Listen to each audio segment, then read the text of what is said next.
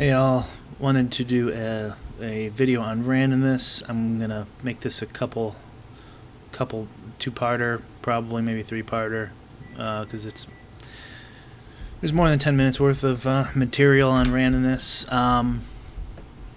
So briefly, randomness for those who aren't familiar is an option on most, probably all optimizers out there for building DFS lineups. I'm going to use Fantasy Cruncher, but it's going to be on all of your any optimizer you pick, and most of them have this classic randomness.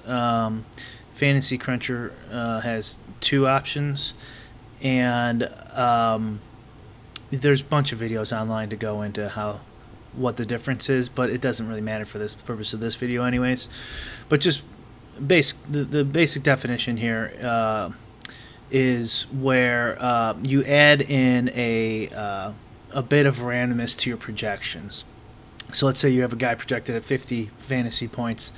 Based on how much randomness you apply, each optimization, he'll have, somewhere between, depends on how much randomness you put on there, but like let's say there's a 10-point variation, so I'll have somewhere between 45 and 55 fantasy points given each optimization.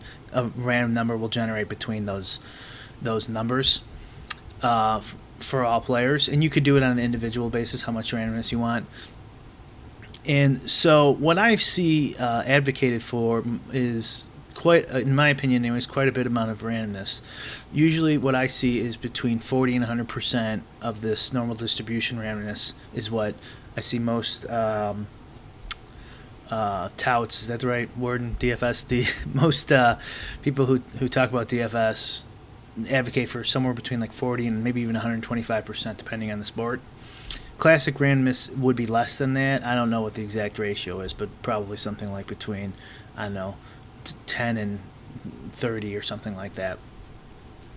So I'm going to use 75% to get the point of the video today across, and 3 uniques on today's NBA slate using Fantasy Cruncher's default projections, not my own. And this is early in the day, so these don't really matter. And what I think most people do, obviously there's going to be a lot of variation into someone's personal process, but what I think a lot of players do is they put on some amount of randomness. We're going to use 75%. Some amount of uniques. We're going to use 3. They run a crunch. We're going to do 150. Obviously, people can do different amounts there. And then after they upload their own personal projections or aggregate projections, or they paid subscription site projections of their choice, they put on this randomness. Then they go over here, or they compare it on their own, depends on the site you're using, and they see the ownership percentage for that day, and then they compare how much the optimizer pumped out for them to that ownership percentage, and then they think, this is where I'm getting my leverage. So, for example, who is this 36% owned player? Is Troy Brown. My optimizer and my process is telling me that Troy Brown is a good leverage player. Here's an even better one, 46% on Brandon Ingram, and he's only supposed to be on 17%. So I have leverage over the field, is what my process is telling me. And that's kind of half true when you have randomness. So randomness automatically distorts what your projections are saying, right? They're not using that true projection that you took time to build or someone else took time to build. They're purposely trying to adjust that number and shuffle your lineups accordingly. But here's the problem, is if you do this 3 times, and I did this twice before I pressed record, you're going to get different ownership percentages, see, each time, right? If you do like 150, 200 lineups. Let's see if we have any egregious ones. Jaylen Brown looks like he's a little bit different there. You can see Bridges, Brown, and Ingram here is flipped. Brown's down to 27% here and 36% here. You know, and you can get some, depending on how much randomness you use, you can get some egregious differences between just simple scrapes with the exact same settings, right? And so you just think for a second, how accurate am I? How accurate can this be if I'm getting 15, 20-point swings in my exposures between standard 150, 200 lineup crunches, right?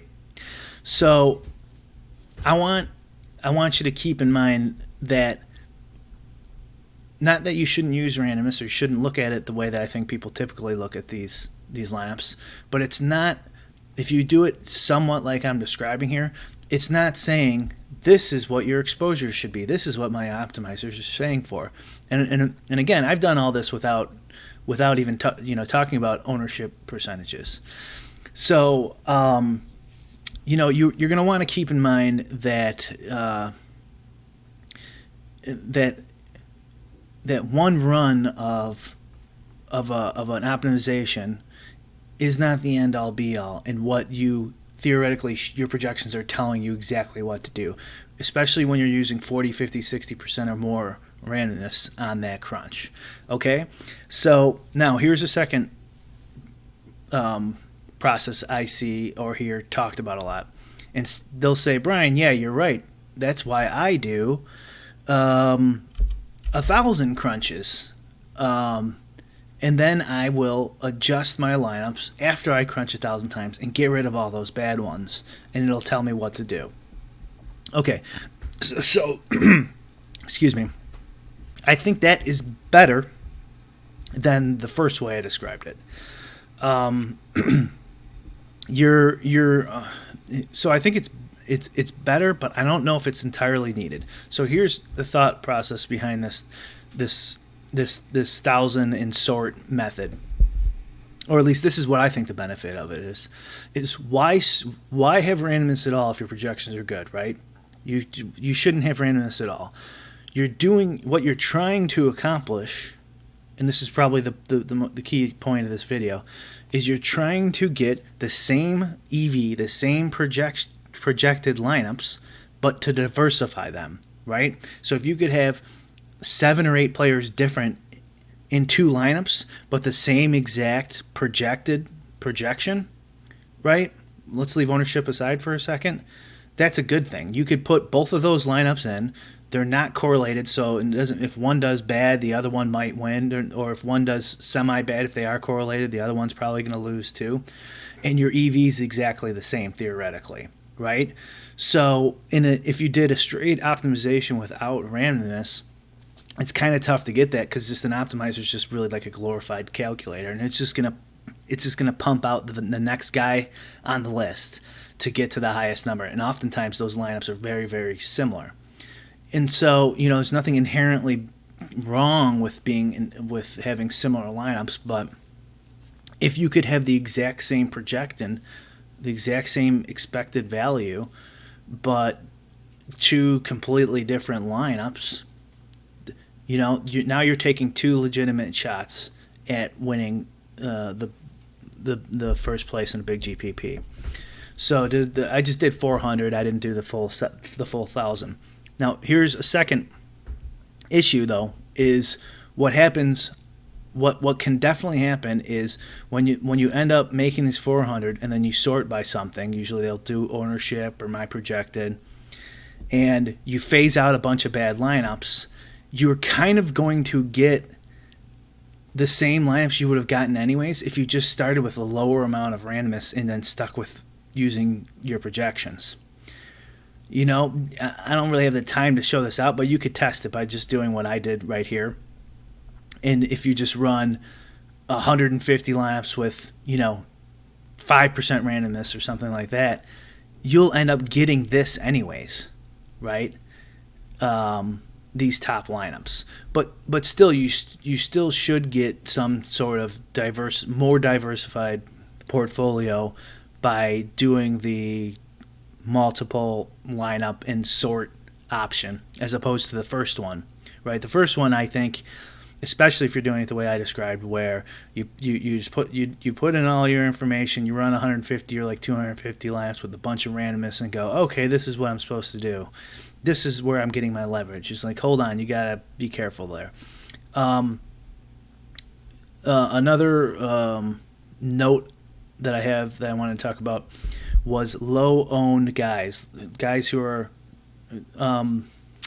not low-owned guys, but you have them low-owned in your exposure compared to what they are in the field. So, like, let's say someone's supposed to be owned at 20%, and you have one lineup of them. What's the point of that? And I talked about this in the last interview that I posted. Is I don't think mathematically, theoretically, I don't think that there's anything inherently wrong with that. So you could have, it could just be the 150th best lineup that you should enter on that day will have one share of LeBron James, even though he's 20% owned. But I think what happens in practice is people put a lot of randomness on there, and then they're going to get a bunch of, let's go down here, see all these 1%, 0% cent guys, and then they have to, and then you would be wise to go through there and get rid of a lot of those if you're using a lot of randomness, right? Because you're just going to get a whole bunch of weird entries that you wouldn't get normally if you paid attention a little more and went with your standard with less amount of randomness. Now, having said that, I did say one of the great benefits with getting that diversification with the same expected value. Another one is for sports with late news. That when the news comes in late, you have to have a dynamic process where you're adjusting and getting in these lineups quickly. And the other day I did a time myself when some news came in. I updated my lineup in a minute and a half. So that's pretty fast, I think. You can't, and so my point being here talking about randomness is you can't really accomplish that without having randomness, because the optimizers are just too slow, right? You need it to go as fast as humanly possible and as accurately as humanly possible to get that updated information to get leverage over the field. And this isn't just the NBA too. The NHL has a lot of late news, 10 minutes, 20 minutes before lock. Baseball too, when those West Coast teams or Houston last year has that late news, you might only have 10 minutes to update everything and get it in there. So you can't accomplish that without randomness. Overall, it's definitely something you want to incorporate, and you want to use it more for the goal of what I said midway through the video of diversifying without losing EV, right? And don't use it as your platform for identifying leverage. So if those are the two takeaways, I kind of want to drive home as far as part one of this randomness video series. And I think that's it for today. If you have any questions, let me know. Have a good one.